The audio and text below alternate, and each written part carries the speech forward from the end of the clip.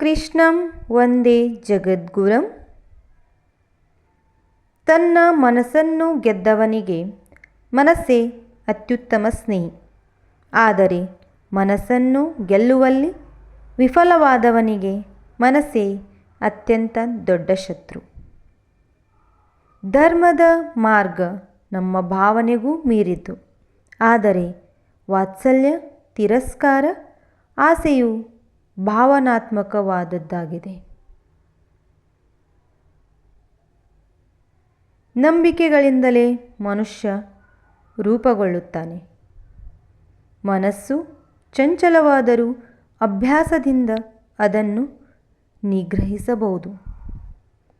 ನಿಮಗೆ ಸಿಕ್ಕಿರುವುದು ಒಳ್ಳೆಯದು. ದೇವರು ಎಲ್ಲವನ್ನೂ ಬಲ್ಲ. ಪ್ರತಿಯೊಂದು ಕಷ್ಟಕ್ಕೂ ಒಂದು ಕಾರಣವಿರುತ್ತದೆ. ನನ್ನ ಸಂತೋಷ ನೀನಿಲ್ಲದೆ ಏನೂ ಅಲ್ಲ, ನೀನಿದ್ದಾಗ ದುಃಖವೂ ಏನೂ ಅಲ್ಲ. ರಾಧಾಕೃಷ್ಣ. ಪ್ರೀತಿಯೇ ದೊಡ್ಡದು, ಅಹಂಕಾರಗಳೆಲ್ಲ. ಪ್ರಸ್ತುತದಲ್ಲಿ ಬದುಕು, ಭವಿಷ್ಯದ ಬಗ್ಗೆ ಚಿಂತಿಸಬೇಡ. ಆಸೆ ದುರಾಸೆಗಳನ್ನು ಕಡಿಮೆ ಮಾಡುವುದೇ ಸಂತೋಷ. ಬದುಕುವುದಕ್ಕಾಗಿ ದುಡಿಯುವುದು ಅನಿವಾರ್ಯ.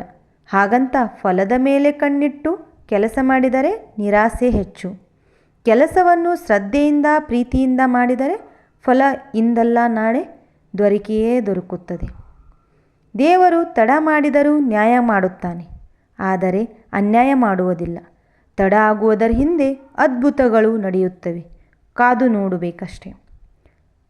ಅಧರ್ಮದಿಂದ ಶತ್ರು ಹಲವು ಬಾರಿ ಗೆಲ್ಲಬಹುದು, ಆದರೆ ಕರ್ಮ ಎದುರಾಗುವ ವೇಳೆ ಧರ್ಮ ಅವನನ್ನು ಸುಡಲು ಪ್ರಾರಂಭಿಸುತ್ತದೆ. ನಿರ್ನಾಮ ತಪ್ಪಿಸಲು ಯಾರಿಂದಲೂ ಸಾಧ್ಯವಿಲ್ಲ. ಎಲ್ಲ ಹೇಳ್ತಾರೆ ಮನುಷ್ಯ ಖಾಲಿ ಕೈಯಲ್ಲಿ ಬರುತ್ತಾನೆ, ಖಾಲಿ ಕೈಯಲ್ಲಿ ಹೋಗುತ್ತಾನೆ ಎಂದು. ಆದರೆ ಮನುಷ್ಯ ಬರುವಾಗ ಭಾಗ್ಯದ ಜೊತೆ ಬರುತ್ತಾನೆ, ಹೋಗುವಾಗ ಕರ್ಮದ ಫಲ ಕೊಂಡು ಹೋಗುತ್ತಾನೆ. ಮನಸ್ಸಿಟ್ಟು ಕಲಿತ ಅಕ್ಷರ, ಮೈಬಗ್ಗಿಸಿ ದುಡಿದು ತಿನ್ನುವ ಅನ್ನ, ಕಷ್ಟಪಟ್ಟು ಗಳಿಸಿದ ಸಂಪಾದನೆ, ಇಷ್ಟದಿಂದ ಮಾಡುವ ದೈವಭಕ್ತಿ ಯಾರನ್ನೂ ಯಾವತ್ತೂ ಕೈ ಬಿಡುವುದಿಲ್ಲ. ಸ್ವರ್ಗದಲ್ಲಿ ಎಲ್ಲವೂ ಇದೆ, ಆದರೆ ಸಾವಿಲ್ಲ. ಭಗವದ್ಗೀತೆಯಲ್ಲಿ ಎಲ್ಲವೂ ಇದೆ, ಆದರೆ ಸುಳ್ಳಿಲ್ಲ. ಜಗತ್ತಿನಲ್ಲಿ ಎಲ್ಲವೂ ಇದೆ, ನೆಮ್ಮದಿಯಿಲ್ಲ. ಇವತ್ತಿನ ಎಲ್ಲ ಮಾನವರಲ್ಲಿ ಎಲ್ಲವೂ ಇದೆ, ಆದರೆ ಶಾಂತಿ ಇಲ್ಲ. ಬದಲಾವಣೆಗಳಿಗೆ ಹೆದರಬೇಡಿ. ಬದಲಾವಣೆ ನಿಸರ್ಗದ ನಿಯಮವಾಗಿದೆ. ನೀವು ಬದಲಾವಣೆಗಳಿಗೆ ಸದಾಕಾಲ ಸಿದ್ಧರಾಗಬೇಕು. ನೀವು ನಿಮ್ಮ ಕರ್ಮಗಳು ಅನುಸಾರವಾಗಿ ಮುಂದೆ ನೀವು ಶ್ರೀಮಂತರಾಗಬಹುದು ಅಥವಾ ಭಿಕ್ಷುಕರಾಗಬಹುದು. ಒಳ್ಳೆಯದಕ್ಕೆ ಆಗಿದೆ, ಆಗುತ್ತಿರುವುದೆಲ್ಲ ಒಳ್ಳೆಯದಕ್ಕೆ, ಮುಂದೆ ಆಗುವುದೆಲ್ಲ ಒಳ್ಳೆಯದೇ ಆಗುತ್ತೆ. ಅದಕ್ಕೆ ಚಿಂತೆ ಮಾಡುವ ಅಗತ್ಯವಿಲ್ಲ.